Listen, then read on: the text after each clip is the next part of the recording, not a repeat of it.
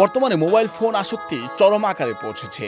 একসময়ে জনপ্রিয় মালায়াম অভিনেত্রী শাকিলাকে অতিরিক্ত মোবাইল ব্যবহার কারণে ঘাড়ের তীব্র ব্যথা নিয়ে হাসপাতালে যেতে হয়েছে। খরচ করতে হয়েছে প্রায় 4 লাখ টাকার মতো।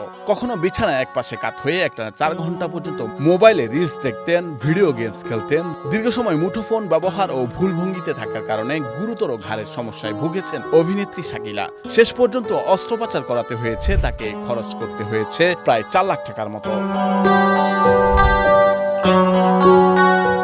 মুঠোফোন এখন জীবনের অপরিহার্য অংশ, কিন্তু অতিরিক্ত ব্যবহার যে শরীরের জন্য কতটা ক্ষতিকর, নিজের অভিজ্ঞতা দিয়ে তারই সতর্কবার্তা দিলেন দক্ষিণ ভারতের অভিনেত্রী শাকিলা।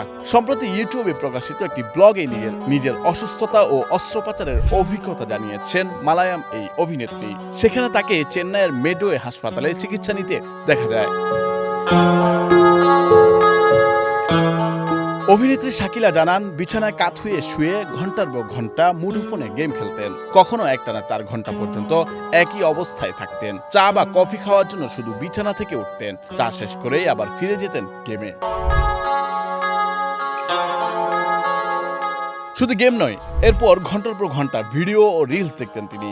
এভাবে দীর্ঘ সময় মুঠোফোন ব্যবহারের সঙ্গে ভুল ভঙ্গিতে থাকার অভ্যাস ধীরে ধীরে তার ঘাড়ে গুরুতর সমস্যা তৈরি করে। এক পর্যায়ে ব্যথা এতটাই বেড়ে যায় যে অস্ত্রোপচার ছাড়া উপায় ছিল না বলে জানান তিনি। বৈশাখী সংবাদ।